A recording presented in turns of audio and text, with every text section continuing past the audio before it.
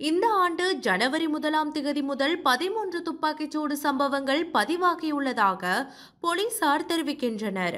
இன்று இடம்பெற்ற ஊடகவியலாளர் சந்திப்பில் பேசிய போலீஸ் ஊடக பேச்சாளர் சிரேஷ்ட போலீஸ் அத்தியட்சகர் KB மனதுங்க, இந்த துப்பாக்கிச்சூட்டு சம்பவங்களில் 7 துப்பாக்கிச்சூட்டு சம்பவங்கள் ஒழுங்கமைக்கப்பட்ட குற்றவாளிகளால் மேற்கொள்ளப்பட்டுள்ளதாக தெரிவித்தார்.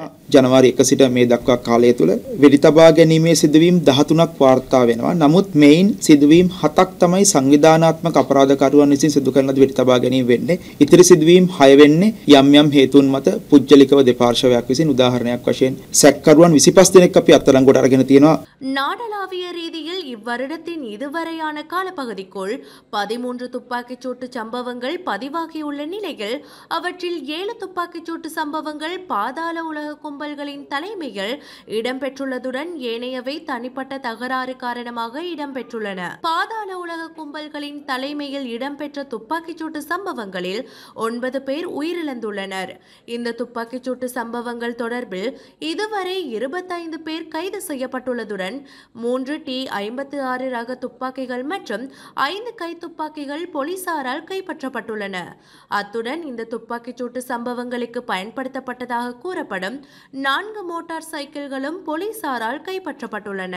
இதேவேளை போதைப் பொருள் பாவனை குற்றச்சாட்டின் பேரில் கடந்த 4 மாதங்களில் மொத்தமாக 17 போலீஸ் உத்தியோகத்தர்கள் பணி நீக்கம் செய்யப்பட்டுள்ளனர். போதைப் பொருள் பாவிக்கும் போலீஸ் அதிகாரிகளின் பட்டியல் புலனாய்வு பிரிவுகள் மற்றும் விசேட போலீஸ் பிரிவினூடாக அடையாளம் காணப்பட்டுள்ளது. அடையாளம் காணப்பட்ட அதிகாரிகள் கண்காணிக்கப்பட்டு அவர்களுக்கு எதிராக கடும் நடவடிக்கை எடுக்கப்படும்.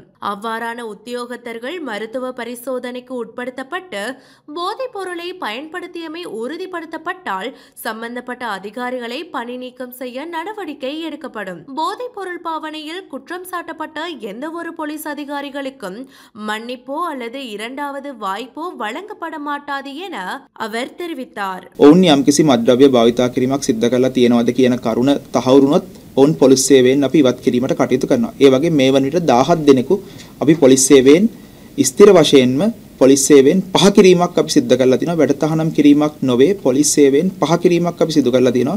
එවැනි නිලධාරීන් 17 දෙනෙක්. ඒ වගේම තවත් නිලධාරීන් ගණනාවක් සම්බන්ධයෙන් අපි මේ වනට විමර්ශන ක්‍රියාත්මක කරමින් පවතිනවා. ඒ අනුව වෛද්‍ය පරීක්ෂණ මගින් ඔවුන් මද්ද්‍රව්‍ය ලබා ගන්නා බවට තහවුරු වුවහොත් අනිවාර්යයෙන්ම ආයතන සංග්‍රහය අනුකූලව ඔවුන් පොලිස් සේවයෙන් පහ කිරීමට අපි කටයුතු කරනවා.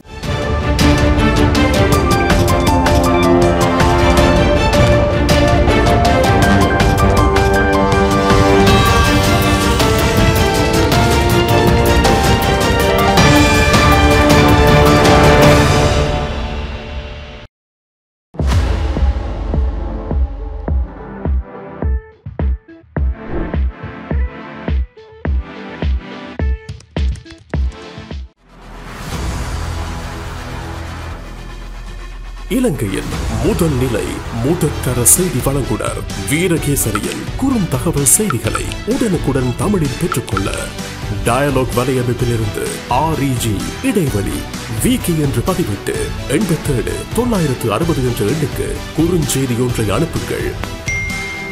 வீரகேசரி செய்தியுடன் இணைந்திருங்கள்.